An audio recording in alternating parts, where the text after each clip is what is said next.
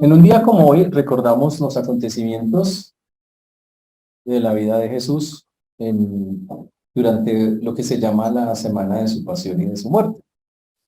Y para nosotros también es muy importante que recordemos, hay muchísimos eventos por recordar, pero yo quisiera hacerles como un resumen, digámoslo así, para que ustedes entendieran principalmente qué fueron los acontecimientos, el orden que se dieron de estos acontecimientos según la Escritura. Hoy solo vamos a resaltar una parte, una porción de Marcos, en el capítulo 11, los versículos 32 en adelante, pero vamos a estar viendo muchos de las cosas que pasaron para que vamos a hacer un examen si ustedes tienen en orden los acontecimientos de la última semana de Jesús.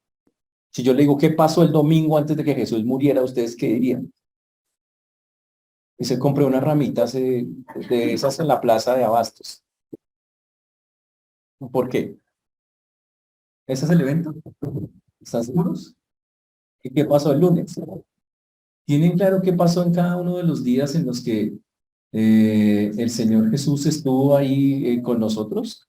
Durante esa última semana, que es la que nosotros conocemos como o se conoce en el mundo como la semana de pasión, de muerte y resurrección del Señor. Entonces vamos a orar, vamos a poner en orden todos estos textos. Vamos a mirar qué dice la Biblia al respecto de cada una de esas cronologías, porque para nosotros de verdad que sí es muy importante tener claro esas cosas y poder tener como creyentes qué fue lo que ocurrió durante este tiempo con la vida de nuestro Señor y Salvador Jesucristo. Amén. Muy bien, oremos. Señor Dios, te damos gracias por esta tarde, por este tiempo, gracias por mis hermanos, gracias por estar hoy aquí con nosotros. Gracias porque tu nombre es bendito y glorificado. Te pedimos antes que cualquier otra cosa que nos ayudes en este día. Queremos que perdones cualquier cosa que impida que podamos tener hoy máxima concentración, que quites todo aquello que impida eso, que podamos estar dedicados completamente, Señor, a explicar, a entender, a asimilar, Señor, las verdades que tú tienes para nosotros hoy. Te rogamos que así lo hagas, Señor, por amor de tu nombre. Gracias por tu mano preciosa, gracias por tu mano maravillosa, y guíanos, Señor, en todas las cosas, para que hoy sea un día de muchísima bendición, donde en verdad te exaltemos y te glorifiquemos. Ten misericordia a todos los que nos escuchan, Señor, y ten misericordia, Señor, de tu siervo quien habla. Pues lo pedimos en el nombre de Jesús, amén, y amén. Poner en orden los acontecimientos se llama una cronología. Ahora, muchas personas no saben o no tienen claro qué fue lo que ocurrió con el Señor Jesús en la última semana. El domingo anterior, y esa es la parte que nosotros tenemos que entender, la última semana de Jesús, cómo transcurrió. Y si empezamos a hacer un recorderis de qué fue lo que ocurrió durante la última semana del Señor, nos vamos a dar cuenta que comenzó muchísimo antes. El Señor ya venía hablando de que iba a morir, de las cosas que le iban a acontecer. Era una cosa muy fuerte. Ya esa semana el Señor la había profetizado completica. Había dicho que iba a pasar cada uno, en muchos de los días de esa semana. Nosotros solamente recordamos muchas veces que Él murió en la cruz y eso y ya, y nos parece que como que esa es como la parte más importante del asunto, pero no. La verdad es que hubo muchas cosas que el Señor en verdad vivió durante esa semana que muchas veces pasamos por alto y que nunca debiéramos pasar por alto. El domingo es el domingo que nosotros llamamos el Domingo de Ramos. Jesús estaba entrando a la ciudad de Jerusalén. Obviamente, la gente hasta ese momento supuestamente quería a Jesús. Decimos supuestamente, porque cuando entró todos lo llamaban rey, todos le ponían ramitas. Por eso es que la gente hoy más antes ya no se ve tanto, compraba esas ramitas y las tenía en la casa. Dice, no, la ramita del Domingo de Ramos, y la llevaban allá. Y Hosana el que viene en el nombre del Señor. Esa era la canción que se cantaba, ¿se acuerdan? Y eso era porque supuestamente estaban recordando que Jesús, 8 días, o sea, ese domingo, para efectos de nosotros, estaba entrando en la ciudad de Jerusalén, en la de triunfante. Eso está en el libro de Marcos, en el capítulo 11, el versículo 1 y 2, se llama la entrada triunfal a Jerusalén. Cuando él entró a Jerusalén, hasta ese momento nadie, todos decían y lo querían hacer rey. Todos decían que sea el rey, que sea el rey. Interesante, ¿no? La gente del pueblo supuestamente lo amaba, lo quería ese domingo, por decir, el domingo hace 8 días, este domingo que acaba de pasar. Perdón. Entonces todo el mundo. El lunes el Señor se fue al templo. Y el templo, y lo que hizo el Señor fue purificarlo. ¿Qué significa? La gente estaba haciendo negocios en el templo. Habían puesto cafeterías, habían puesto cosas dentro del templo, vendían que la empanada, que el buñuelo, que dentro del templo. Y el Señor también, y estaban haciendo negocios. Que la gente, no, que la revista, que, uy, no, o sea, no, no, cosas impresionantes, ¿sí? Y el Señor se enojó mucho y por segunda vez, lo hizo 2 veces, cogió las mesas y todo lo que había la gente y tumbó todo eso y sacó corriendo a toda la gente. Eso fue por segunda vez, ya lo había hecho antes. ¿Está claro? ¿Qué hizo el martes? El martes él se estuvo en el templo, era su costumbre. Y estuvo respondiendo preguntas, se sentó en el templo y Marcos nos narra que hubo un montón de gente preguntándole cosas y qué pasó y qué es esto, Señor, y qué pasó con lo otro, y se fue lo que pasó el día martes, enseñó en el templo. Pero el martes Judas hizo una visita y fue echando con unos sacerdotes y les dijo, y bueno, ¿y cómo vamos ahí? Yo tengo entendido que ustedes quieren a Jesús y yo pues ¿qué necesita? Y le dijeron, necesitamos saber dónde está. Y Judas le dijo, ¿sabe qué? ¿Cómo cuánto? ¿Cómo? Le dijeron que le pagaban 30 piezas de plata, se las entregaron. Y él dijo, vea, tan pronto yo sepa, vengo y les cuento. Eso es lo que pasó el martes. El miércoles, Jesús descansó. Eso fue lo que hizo el miércoles. La Biblia no dice nada que ocurrió, Jesús descansó con sus discípulos allí. Y el jueves, entonces pasó lo que llamamos la última cena, que la acabamos de hacer. El Señor se reúne con sus discípulos y habla con todos ellos y les dice, bueno, él mismo prepara la cena, es una cosa espectacular. La Biblia dice que él mismo fue y dijo, preparó el lugar, preparó el sitio, y él mismo llegó y los invitó, incluyendo a Judas, a la belleza de Judas. En ese lugar también le lavó los pies, incluyendo a Judas. Imagínese usted lavarle los pies a Judas en ese momento. Cógele esos piececitos y sabiendo que esos pies lo van a llevar a tremendo lo que el Señor hizo. Pero ese día le lavó los pies y fue la última cena.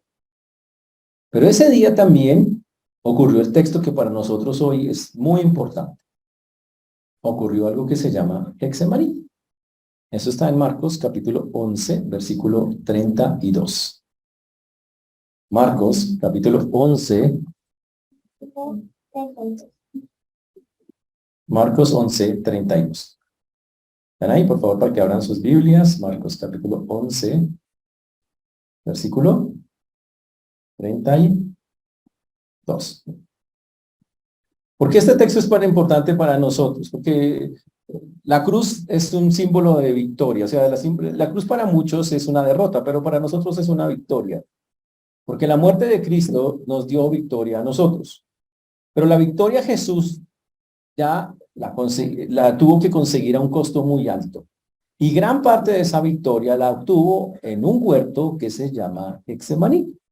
Por eso esta iglesia literalmente se llama así. Es por la historia de Hexemaní. Por eso ustedes que son los que asisten acá son hexemanitas. ¿Ok? Y quiero explicarles específicamente ustedes por qué esta iglesia se llama así. Van a entender por qué los tratamos así a ustedes. Sí, porque tal vez ustedes no han entendido qué significa Hexemaní, pero voy a explicarles qué significa para que ustedes tengan claro qué fue lo que pasó. ¿Ok? Para eso nos toca ir a Marcos en el capítulo 11, el versículo 32. Recuerden que Jesús ya ha salido literalmente ya el Señor salió de la cena, ¿ok? Una cena en el cual el Señor rememoraba muchas cosas.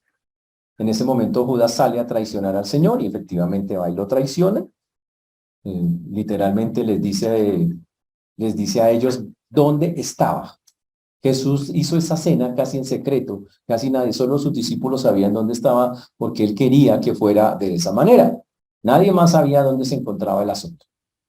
Pero después de eso, usted tiene que mirar la escena. Jesús sale con sus discípulos después de la cena que ha tomado, que ha dicho todo lo que acabamos de hacer. Él sale por esas calles de Jerusalén y se va ahí afuera de Jerusalén. Hay un montecito, ¿ok?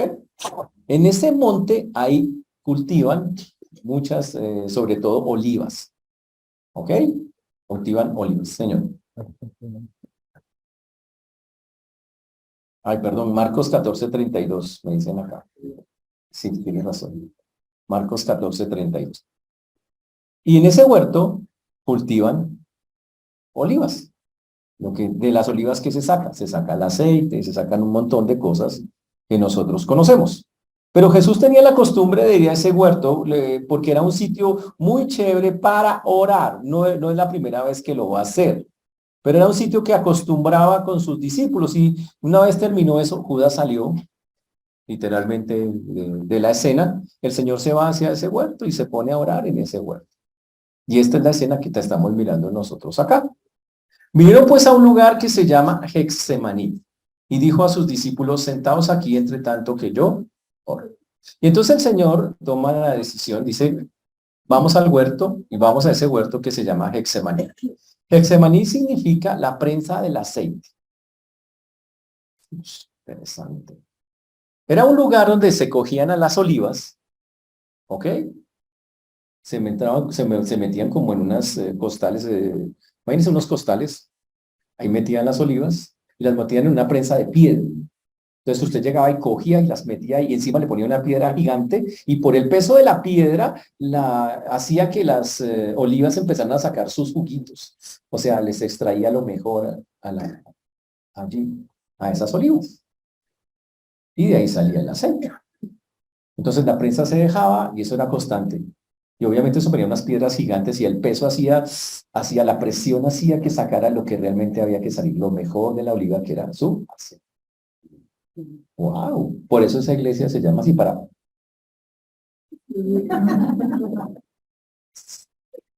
es de serio, para sacar lo mejor de ustedes. ¿Ok? Por eso se llama así. Era un huerto privado, seguramente pertenecía a una persona acaudalada o de dineros, no cualquiera podía entrar allá. Sin embargo, Jesús, recuerden que tenía muchísimos seguidores, personas que en verdad lo seguían, creían en él, que de verdad estaban muy interesados en su ministerio. Así que no es nada raro lo que ocurrió ahí. Jesús sabía perfectamente que podía ir, asistió a ese huerto y dijo a sus discípulos, sentaos aquí entre tanto que yo oro.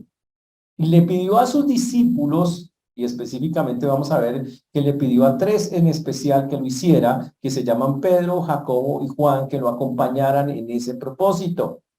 Uy, qué interesante eso, ¿no? Chévere que Jesús le dijera a uno, oye, acompáñame a orar. Quisiera que me acompañaras a orar. ¿No sería muy chévere que el Señor hiciera eso con nosotros, que nos, como que nos invitara a eso? Y nos lo sigue haciendo, es la verdad. La verdad es que el Señor lo sigue haciendo. Y dice el texto entonces que invitó a esos tres personajes. Dijo, vamos a orar. Sentaos, dice el texto literalmente, sentaos aquí entre tanto que yo oro.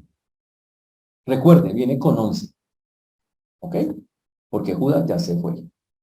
Entonces dejó a 8 cerca de la entrada, ahí también, y dice, y se adentró un poquito más en el huerto con estas tres bellezas que se llaman Pedro, Jacobo y Juan. Ellos eran como, algunos piensan que eran como su anillo de seguridad número 1, el más cercano al Señor. Siempre vamos a ver a Pedro, Jacobo y Juan más pegados a Jesús en todas las escenas de la Biblia que a los otros discípulos. Siempre vamos que esos tres participan más que cualquiera que los otros discípulos. Y sobre todo que Jesús los llamó en ciertos momentos muy especiales. Por ejemplo, cuando Jesús hizo la transfiguración, ¿a quién llamó? A Pedro, a Jacobo y a Juan. Entonces, para ellos eran personas con las que Jesús decía, yo cuento contigo, básicamente.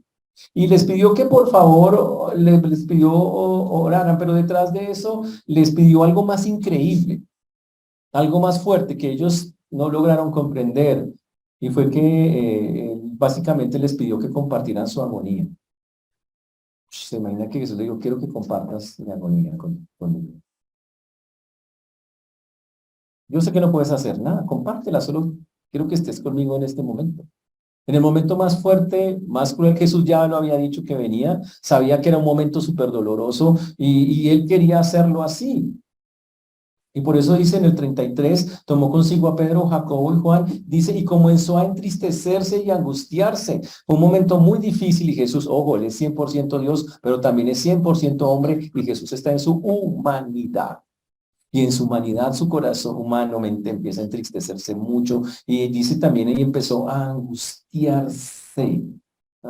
Significa, entristecerse significa preocuparse, asombrarse y angustiarse indica desasosiego, agonía. Empezó como a, me falta el aire. Es, es difícil, una angustia producida. Y ojo, ya está de hora, no le han hecho nada. Solo está pensando. Cuando nosotros no, cuando llevamos un pensamiento muy allá, y obviamente Jesús lo tenía muy claro, él veía, él empezó a pensar, esto va a traer ciertas cosas, esto va a dar ciertas cosas, y su corazón empezó a angustiarse de una manera muy fuerte, como cualquiera de nosotros lo haría en un momento muy complejo de la vida. Y eso no hace a Jesús menos ni, era 100% hombre, y dice, comenzó a angustiarse. Es una tristeza profunda. Y Jesús estaba sorprendido por la intensidad del dolor tan fuerte que sentía y cuando comenzó esa angustia en oración. El texto nos dice también eh, que comenzó a afligirse y angustiarse mucho. Y también dijo que su alma estaba muy afligida hasta el punto de la muerte. Y lo dice el versículo 34 de Marcos 14:34, y les dijo, mi alma está muy triste hasta la muerte, quedaos aquí. Y el Señor les dice, oiga, es algo así como si alguien le dijera a usted, acompáñenme, estoy sintiendo muy mal, quédense aquí conmigo, o sea, colabórenme en oración, quédense aquí, pero aquí la frase que hay que resaltar es que Jesús le pide a sus discípulos, quédense aquí. Jesús no quería estar solo en ese momento. Él no quería estar solo, bajo ninguna circunstancia. Él sabía que lo que estaba viviendo era algo muy fuerte. Y esa es una demostración de que en los momentos complejos de la vida, nosotros no podemos, no debemos estar solos. Hay hermanos que se creen los superdotados y que no necesitan de nadie en sus momentos difíciles. Y la Biblia dice que hasta Jesús necesitó, pidió ayuda en esos instantes en oración. Recuerden, está en su humanidad.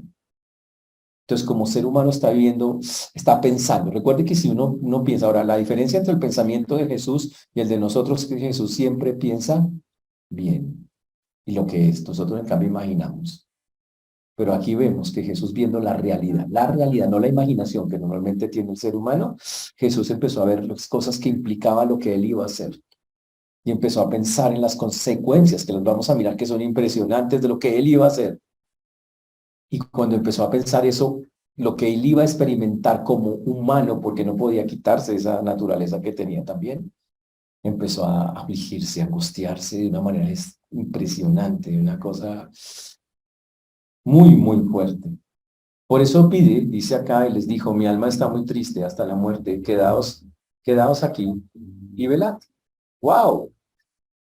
Pues la palabra muy triste significa estar rodeado de mucha pena y de mucha aflicción.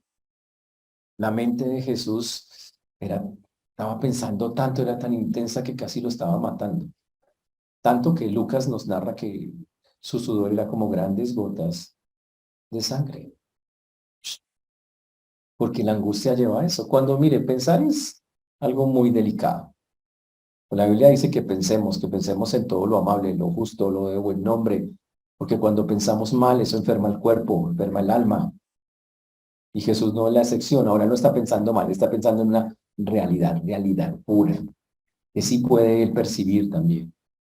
Y la percibe y le produce un tremendo dolor, tremendísimo dolor. Entonces el Señor hace una petición que hay que saber interpretar. En ese instante cuando llega a ese punto, eso está en Marcos 14:35 ya. Dice, yéndose un poco adelante, dice, yéndose un poco adelante, se postró en tierra, lloró si fuese posible, pasase de él aquella copa. Oh, hora, perdón. Que pase perdón. Pasase de él aquella hora y decía, Abba Padre, todas las cosas son posibles para ti, Marta, aparta de mí esta copa, mas no lo que yo quiero, sino lo que tú. Y entonces el Señor dice una frase que para muchos es, "Ush, sí, Jesús no quería ir ya a la cruz. ¿Se arrepintió en ese momento? Porque si usted dice, se arrodilla y pide, aparta de mí esta copa, más, eso significa que él se arrepintió. Y no tenemos que mirar eso. Simplemente hay que mirar esta oración, porque esto es una oración, como una expresión de lo que el Señor sentía, una expresión del dolor, de la tristeza, pero no en ningún momento Jesús se está echando para atrás. Al contrario, él dice al final, mas no lo que yo quiero, sino lo que tú. Y esa es la evidencia de que él no tenía la más mínima intención de dar un paso atrás. No lo iba a dar. No tenía nada de eso. Pero lo impresionante de la oración es lo que el Señor está diciendo es hasta dónde llegó la angustia de su alma y la angustia de su corazón. Y el texto dice acá, y esa es la parte interesante de la historia, se postró en tierra. Eso significa, llegó al punto más alto de una oración. Para los judíos, el punto más alto de una oración es cuando usted se bota al piso, boca abajo, y clama a Dios. Eso lo hizo. Hay oraciones en las que usted se arrodilla, en las que está de pie, pero en esta él hizo la de sometimiento más alto, la que se hace en los momentos más tenaces, y era que la persona se botaba completamente al piso, tiraba los brazos con la frente contra el piso y empezaba a orar con mucha angustia, con sentimiento, pero tremendo sentimiento. Y esa es la evidencia de que Jesús lo hizo. Eso muestra el grado de desesperación y angustia que era muy, muy, muy, muy alto. Y se postró. Toda esta escena, los que tratan de medir cuánto tardó en que Jesús entra al huerto y empieza a orar hasta que termina esta escena, estamos hablando de 1 hora y 10 minutos más o menos. De 1 hora, 1 hora y 10. Eso es mucho tiempo. De Jesús en ese huerto. Y entonces Jesús empezó a experimentar estas cosas que yo sí quisiera que dejemos claro que tenían una razón específica de eso. Primero, naturaleza humana. Pero más que sentir temor por él mismo, había otras cosas que a Jesús lo afligieron y le hicieron esa angustia más fuerte que ya vamos a mirar en unos momentos. Recuerden que Jesús ya se había enfrentado al diablo. ¿Ustedes se acuerdan en Mateo 4 y en Lucas? Jesús ya se había encontrado con el diablo y se asustó. Se angustió, dijo Jesús, estoy angustiado de ver a este con ese escudo de traje rojo y un tridente. No se asustó viendo ese tridente y ese muñequito rojo que está por ahí.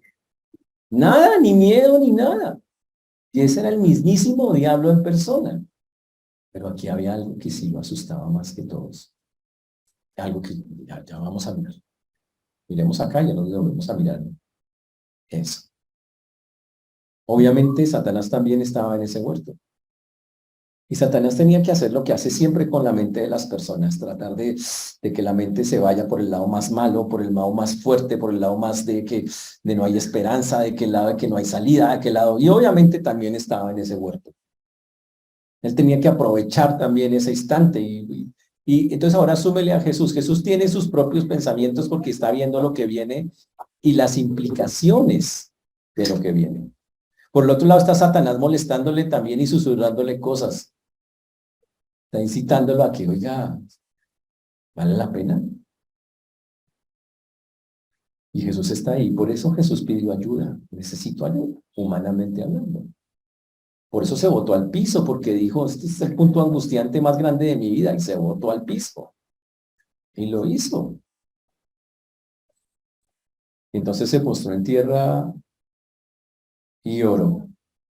Eso se llama un ruego o una súplica. Ese es el nombre de esa clase de oraciones. Una súplica, un ruego profundo.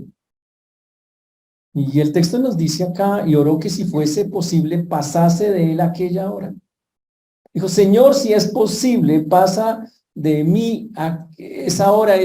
¿Será que hay alguna manera? Ahora, ojo con la oración. Y le dijo, dice el texto, Abba Padre, todas las cosas son posibles para ti. Aparta de mí esta copa, mas no lo que yo quiero, sino lo que tú. Y entonces el Señor dice, todas las cosas son posibles. Señor, seguro tú puedes hacer algo diferente. Ahora hay que entender algo. Jesús está hablando como ser humano, ¿ok? En este momento Jesús es 100% hombre. ¿Por qué lo decimos? Porque Jesús está diciendo, Abba Padre, es como papito Dios, todas las cosas son posibles para él. Pero recuerden que Jesús también es Dios. Pero aquí está hablando desde su humanidad y dirigiéndose al Padre. Y dice, aparta de mí esta copa. Y aquí es donde viene la parte interesante del asunto. Pues por un lado, muy bonito que le diga papá o papito, básicamente es como le dice. Y obviamente que muestre la omnipotencia de Dios porque dice todas las cosas son posibles para ti, hablando de que Dios es un Dios muy grande. ¿Ok? Y dice, Señor, si tú quieres, si puedes, aparta de mí esta copa. Uy, y la copa es lo que nos debe interesar a nosotros. Ahora, Lo que, lo que el texto nos dice antes de entrar a la metáfora de lo que es la copa, es que dice que volvió, versículo 37, volvió luego y los halló durmiendo. Y dijo a Pedro, Simón, ¿duermes? ¿No has podido velar una hora? Velad y orad para que no entréis en tentación. El espíritu a la verdad está dispuesto, mas la carne es débil, le dice el Señor.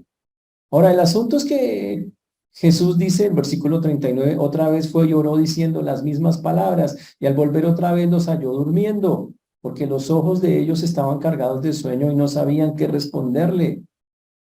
Por eso dice el texto en el versículo 41, vino por tercera vez y les dijo, dormid ya. ¿Sabe qué significa eso? Que volvió 3 veces, y las 3 veces los encontró durmiendo. Volvió por tercera vez. 3 veces durmiendo. Wow, en la iglesia yo he visto hermanos también, pero 3 veces, difícil. Y en el mismo servicio, complicado, es derecho, duermen derecho. Sí, ellos me llaman, me dicen, "Pastor". 3 veces. Ahora, lo que hay detrás de esta historia es algo muy complejo. Y es que Jesús pidió ayuda y se quedó solo en ese momento. Solo. Es como si usted invitara a sus mejores amigos, oiga, venga, colabóreme en esto, en esta hora. Solo orando, que no les estaba pidiendo nada del otro mundo, oren. Y los amigos no fueron capaces. La Biblia dice que sus ojos estaban cargados de sueño. La gente dice, pero pastor, lo que pasa es que el día había sido largo. Estamos hablando que la Pascua y la Pascua eso fue una cena larga y fuera de eso cantaban un himno, después caminaron por Jerusalén, subieron a ese monte. Eso fue un camino re largo y estaban agotados pero Jesús les dijo, solo necesito que oren, velad y orad. Es más, dijo, para que no entréis en tentación. Y les dijo, y oren. Fuera de eso el Señor les dice, velad y orad para que no entréis en tentación. ¿Era que Jesús iba a entrar en tentación? No, le dice, oren ustedes para que no entren en tentación con lo que va a pasar. Era para ellos, no para Jesús. Porque ¿saben qué iba a pasar? Jesús sabía, vienen por mí. Ya vienen por mí.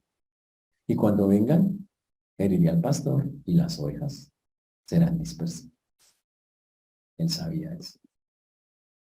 Dijo, oren para que cuando venga eso ustedes sean serios, sean creyentes serios y no huyan como efectivamente lo hicieron.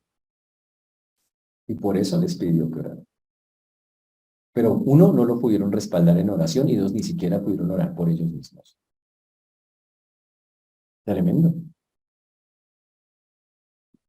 ¿Pero por qué estaba angustiado Jesús? Era por la copa. La copa es de las cosas más complejas, también en la Biblia se conoce con el nombre del cáliz. La copa es la ira de Dios por el pecado. Lo que a Jesús lo tenía totalmente angustiado, atemorizado, es que iba a recibir la ira de Dios por el pecado. Para que usted y yo entendamos eso, nosotros estamos separados del Señor. Nacimos separados del Señor. El hombre desde la caída se separó de Dios. Y desde entonces la ira de Dios está sobre la humanidad.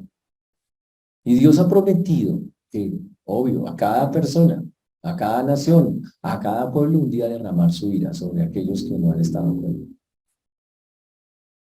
Pero cuando Jesús viene, dice, cuando viene, él tenía claro algo.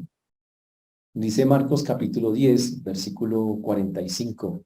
Él estaba angustiado porque iba a dar su vida por muchos. Jesús dijo, la ira de Dios va a caer sobre mí. En ese huerto él empezó a mirar la ira de Dios, la ira de Dios por el pecado de, por el pecado de, por el pecado de, por el pecado de, por el pecado de toda la humanidad. Iba a caer sobre él. Toda la ira. Significa la ira que tenía que caer sobre usted, sobre mí. Él supo que iba a caer sobre él en ese momento que venía. Y él entendió la magnitud de esa ira. Nosotros no la entendemos porque usted y yo recibimos fue el perdón de esa ira. Pero Jesús dijo, yo sí la voy a sentir toda. Y ahí está el punto. Cuando Jesús tiene esa angustia es porque él empieza a percibir, la ira de Dios va a caer sobre mí, toda la ira de Dios, todo lo que el hombre debe recibir por su condición pecaminosa va a caer sobre mí. Y no el de uno, el de toda la humanidad. Y él empieza a decir, cuando me caiga todo eso, ¿sabe qué va a ocurrir? Porque básicamente cosas que él no quería. La primera, él iba a convertirse en pecado por nosotros. Segunda de Corintios 5:21. Segunda de Corintios 5:21 dice, al que nos conoció pecado. ¿Conocen el texto? Al que no conoció pecado. Aquí se lo voy a colocar a ustedes. Al que no conoció pecado, por nosotros lo hizo pecado para que nosotros fuésemos hechos justicia de Dios en él. Al que no conoció pecado. ¡Wow! Jesús nunca había tocado el pecado, nunca había experimentado y ahora se iba a hacer pecado por nosotros.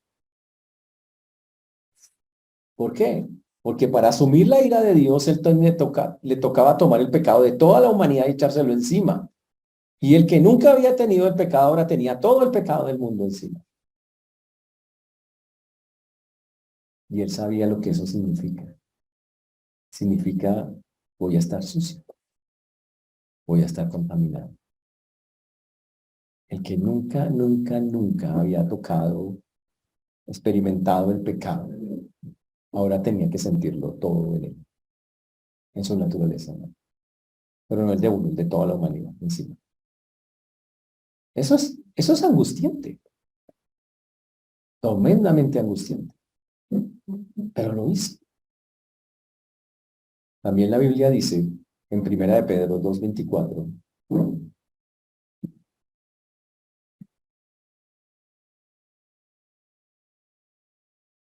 Primera de Pedro, iba a llevar nuestros pecados sobre el madero. ¡Wow! Y él entendía eso. Primera de Pedro 2:24. Quien llevó él mismo nuestros pecados en su cuerpo sobre el madero, para que nosotros, estando muertos a los pecados, vivamos a la justicia, y por cuya herida fuisteis sanados. Eso estaba angustiado. Imagínese llevar los pecados de nosotros sobre el madero. Fuera de eso él sabía, los pecados los voy a llevar en la cruz. O sea, no era el asunto en el huerto, empezó a experimentar lo que iba a ser eso.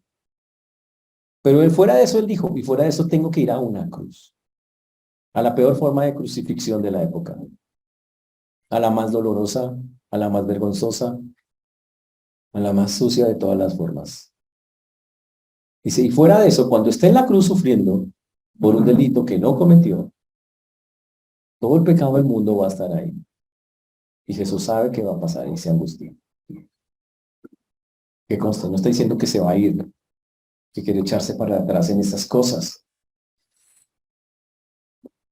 Y por eso el texto dice, para que nosotros estando muertos a los pecados vivamos a la justicia, pero con un propósito. Y siempre lo interesante es cuál era el propósito de hacer todo eso, para que nosotros estando muertos a los pecados vivamos a la justicia y por cuya herida fuisteis sanados. Y si no Él no hace eso, nosotros no somos sanados. Si Él no hace eso, no somos justos. Así es sencillo. El plan de Dios es algo increíble. Él dice, ustedes no pueden pagar lo que me deben. La paga del pecado es muerte, así que voy a tener que hacerlo yo mismo. Y Dios, hecho hombre, se echa el pecado mismo encima y lo paga con de la forma que Él mismo dijo. Eso es una historia impresionante. Es como tener una deuda. Usted tiene una deuda conmigo. Yo le digo, como usted no me puede pagar, tome la plata para que me pague. Básicamente eso es lo que el Señor está haciendo. Dice, tome para que usted... Eso es una cosa. Pero lo increíble que está diciendo acá es que Él empezó a sentir todo eso. Y Él dijo, sí, tengo que poner todo el pecado del mundo. ¿Y sabe por qué? Lo dice el versículo de Primera de Pedro 2:25, porque vosotros iráis como ovejas descarriadas. Pero ahora habéis vuelto al pastor y obispo de vuestras almas. Y la razón es que Dios dijo, el hombre está perdido y yo no quiero que el hombre se pierda, le voy a dar una salida. Y por eso lo hizo, por puro amor al ser humano, que no se lo merece. Por eso nosotros no podemos ver la muerte de Jesús y lo que vive Jesús como algo tan simple. Usted y yo no tenemos la ira de Dios encima. La Biblia dice en el libro de Romanos capítulo 8, versículo 1, no hay ninguna condenación para los que están en Cristo Jesús, ninguna. Porque alguien, Jesús, asumió toda la ira que nos merecíamos en ese madero, en esa cruz. Y yo le pregunto, ¿qué le costó a usted? Nada. ¿Qué le costó a él? Todo. Su vida, su cuerpo, su sangre. Esa es la diferencia entre uno y otro. Y tenía que ser así. ¿Sabe para qué? Para cumplir lo que decía Primera de Pedro 3:18. Sufriría por los pecados una sola vez, el justo por los injustos, dice el texto. ¿Y sabe por qué tenía que ser así? Porque hasta ese momento Dios había enseñado el pecado, alguien lo tiene que pagar, el que la hace la paga. En el Antiguo Testamento lo pagaban los animalitos inocentes llamados corderos. Y ese animalito cada semana la gente tenía que sacrificar uno cada tanto porque pecaban. Y el inocente pagaba por el culpable. Pero hace 2000 años Juan el Bautista vio a Jesús y dijo, miren, ahí viene el Cordero de Dios que quita el pecado del mundo. Y si es el Cordero, ¿qué tiene que hacer? Tiene que morir, derramar su sangre para pagar. Un inocente por un culpable, por la humanidad culpable, porque la verdad es que es la humanidad culpable. Pero también Jesús vio algo más terrible todavía, que significaba tomarse esa copa o ese cáliz, que Él se convertiría en maldición por nosotros, porque escrito está, maldito todo el que cuelga de un madero, Gálatas 3:13. Ese es peor todavía. ¿Sabe qué es que lo cuelguen a uno en madero? Significa que una persona era maldita por Dios, significa Dios lo maldijo. Jesús está diciendo, yo he estado en el cielo, que es Dios mismo, ahora en su condición de hombre, tiene que ser maldito. O sea, Dios desde el cielo, Dios Padre lo tiene que declarar maldito. Y eso significa, ¿sabe qué? Aléjate. aléjate de mí. Yo no puedes estar conmigo. Ahora dígale a Jesús que tiene que alejarse del Padre. Obvio que tenía que alejarse. Dígale a Jesús que no solamente eso, que el Padre lo va a declarar maldito. Porque el asunto de subirse a la cruz, dice, maldito todo el que es colgado al madero, eso lo dijo Dios. Significa saber que Dios desde el cielo dice, maldito, separado de mí. No vas a estar conmigo.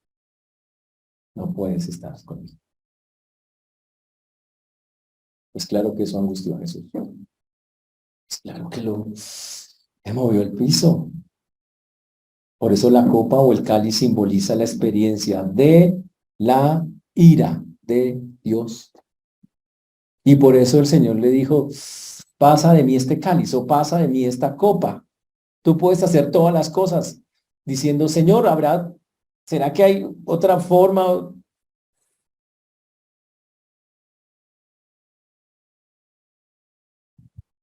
Porque es terrible.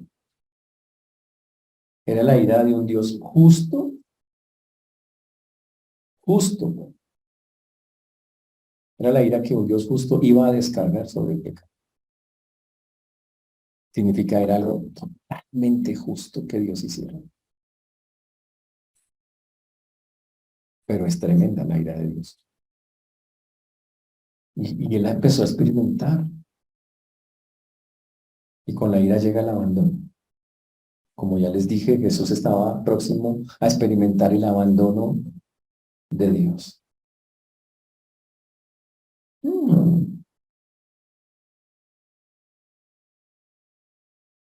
¿Y qué ocurrió? Pues que lo abandonó. Por eso Jesús está en la cruz y en una de las palabras que pronuncia dice, Dios mío, ¿por qué me has abandonado?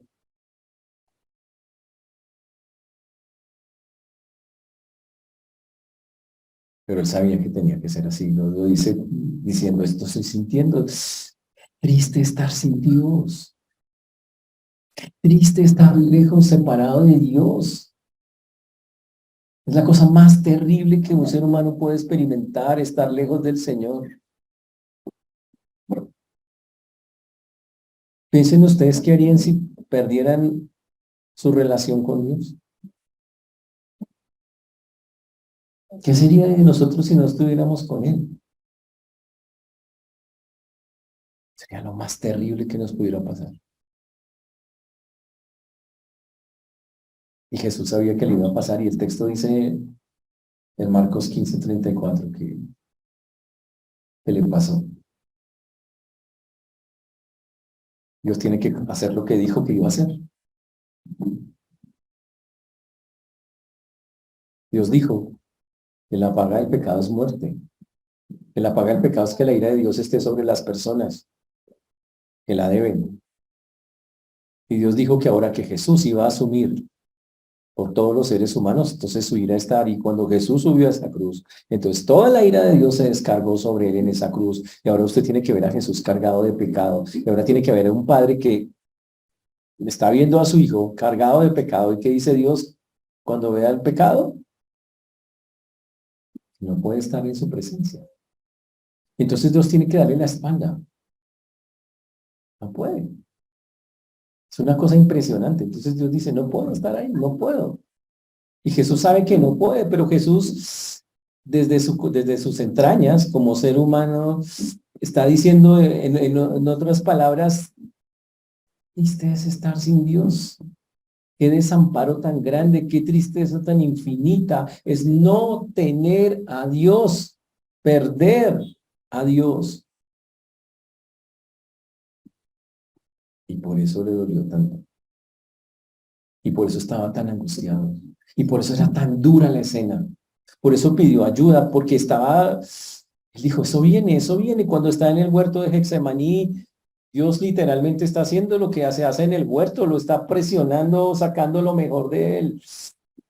Lo está presionando y Jesús entiende que de ahí, pero lo interesante de la historia es que igual que en el huerto, Al final salía el aceite, salía lo mejor. Cuando Jesús se para del huerto, Jesús no está desesperado. Quisiera que nosotros tuviéramos claro que cuando Jesús sale del huerto, Jesús no está angustiado. Y eso no lo va a decir el mismo texto.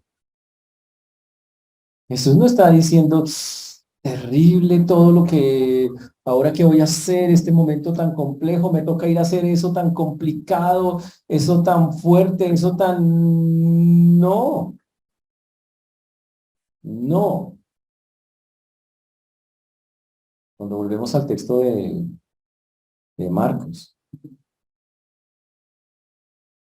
versículo 40, al volver otra vez los halló durmiendo porque los ojos de ellos estaban cargados de sueño y no sabían qué responderle. Vino por tercera vez y les dijo, dormid ya y descansad. Dice, ¿saben qué? Descansen. Pero ya lo dice tranquilo. Él ya soltó lo que tenía. Ahora, y aquí viene un principio de la oración, una cosa impresionante de la oración. Sí, Jesús venció la muerte en la cruz, pero la batalla la ganó en la oración en el examen. Así es la vida de oración de un creyente. Usted gana las cosas en la oración. Ya lo que haga después es el resultado de esa oración. Jesús cuando se para, él dice, ya me descargué, ya entregué, ya solté, ya le clamé a Dios, ya me sometí. Porque básicamente le dijo, Señor, me sometí, se sometió. Le dijo, haz como tú quieras. Y se soltó. Y por eso él les dice en el versículo 40, dormir ya y descansar basta, la hora ha venido, o sea, llegó la hora. Y aquí del Hijo del Hombre es entregado en manos de los pecadores. Levantaos, vamos. Y aquí se acerca el que me dice, levántense que ya vienen por mí. Jesús no dice, salgamos de aquí, corramos de aquí, vámonos de aquí. No, no, no, no, absolutamente no. Jesús dice, levántense, ya viene el que me entrega, muchachos. Esto tiene que ser así. Los animo, vamos, párense, vamos. Wow, y eso es increíble porque la gente no entiende eso. Las escrituras tenían que cumplirse. Y básicamente es lo que estamos viendo. Ahora recuerden, Jesús tampoco está diciendo, qué rico ir a la cruz. No, está sufriendo. Jesús pudiera poder haber dicho, gracias Padre por la oportunidad que pones de este fin de semana ir a la cruz. He oído que la cruz es una experiencia enriquecedora. No, él sabe que es dolor, tristeza, pero más importante, él sabe es, la cruz es ser maldito por Dios y que la ira de Dios esté sobre mí y yo no pueda hacer nada y que Dios se aleje. Dios se aleje. Ahora, por eso cuando llegamos a unas fechas como hoy, nosotros no podemos minimizar lo que Dios hizo por nosotros. ¿Usted es salvo? Sí. ¿A qué costo? A costo de que la ira de Dios no esté sobre usted. A ese costo. Eso le costó a él. Usted y yo nos merecíamos la cruz. Y más que la cruz es solo un símbolo de eso. Pero ¿sabe qué nos merecíamos? Que la ira de Dios. La ira. La ira es el tormento constante y continuo de Dios por el pecado. Que nunca termina. Eso sí es lo que nos merecemos.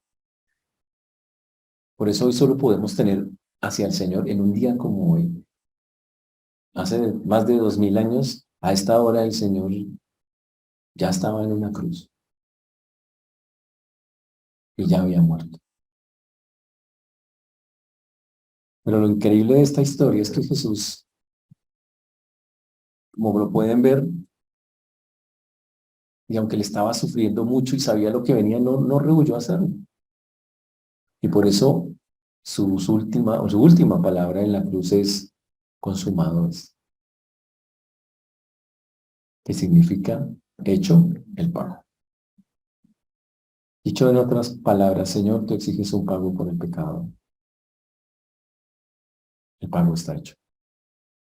Y muere. Eso es impresionante.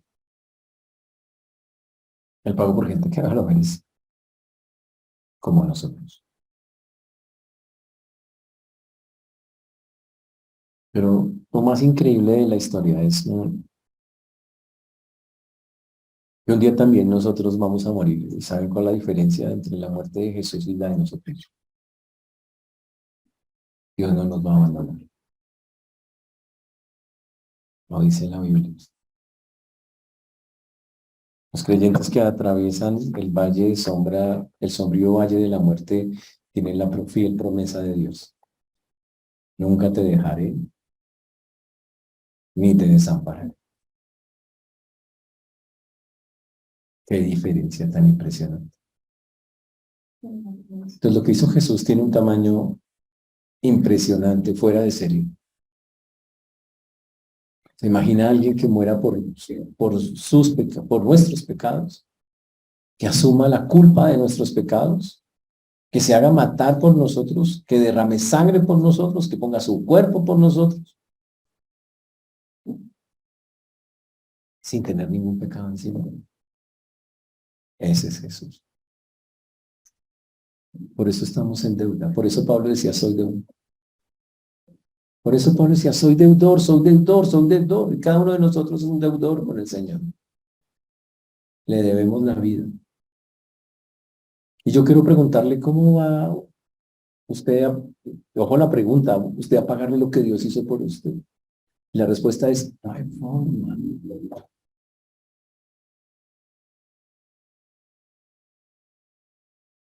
Pero como, aunque no hay forma de pagarle, hay algo que Dios sí quiere, y es que vivamos una vida que le agrade mientras estamos completamente en su presencia. Eso sí se puede hacer. Por eso al salir de acá en una semana como hoy, donde la gente debería estar recordando, oiga, me salvé de la ira de Dios y estas cosas que la gente coge para armar programas y cosas así. Nosotros no podemos jugar a eso. Creo que lo que vemos hoy nos lleva a un tremendo sentido de agradecimiento, a una vida que tiene que estar agradando a Dios de manera constante, entendiendo que nunca, que así dediquemos toda la vida, nunca podremos pagarle lo que hizo, pero que sería una bonita forma de tratar de hacer algo y de retribuir lo que Él ha hecho por nosotros. Por eso solo podemos decirle, Señor, gracias, gracias, gracias, gracias. No sé qué más decirte, no hay palabras, que no hay palabras que puedan decir lo que el Señor hizo, de decirle cuán agradecidos estamos por lo que Él hizo. Palabras no, como dicen las canciones, hay palabras momentos que las palabras no alcanzan para decirte lo que sí. Y tenemos que agradecerle por todo lo que ha hecho, por todo lo que hace y por todo lo que hará. Por eso hoy es un buen día de acción de gracias para el Señor. La cruz no es el final de la historia, porque como les decía, aunque a esta hora el Señor estaba muerto, había un hombre que ya estaba pidiendo su cadáver. Pidió permiso para recogerlo y enterrarlo antes de las 6, que comenzaba el siguiente día judío. Y lo puso en esa tumba. Y al tercer día, el Señor declaró victoria, resucitó. Pero esa victoria la obtuvo en Getsemaní, orando. Y yo quiero animarles a que ese sea un principio para nosotros. Gane sus batallas en oración. Jesús ganó la batalla más tremenda que humanamente tuvo en oración. Se paró y dijo, vamos a hacer lo que hay que hacer. Camino. Y venció. Así es como se ganan las batallas. Que el Señor nos permita reflexionar en esto, que podamos hacer cosas muestren que estamos en verdad agradecidos con Él y que queremos glorificarlo porque hemos entendido lo que ha hecho por nosotros. Amén. Pongámonos de pie, vamos a terminar orando y cantando. Señor Dios, te damos gracias por todo lo que tuvimos hoy. Gracias porque solo tú, nadie más que tú, Señor, es quien hace y quien obra. Gracias por tu mano preciosa y maravillosa. Gracias por cuidarnos, guardarnos. Gracias por darnos tanto cuando no merecemos nada, Señor.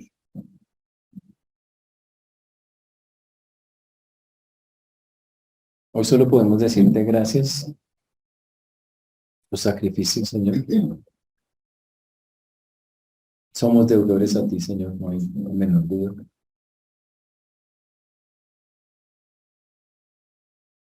Y solo te pido, Señor, que podamos, de todas las maneras posibles, dentro de nuestras humanas y limitadas capacidades,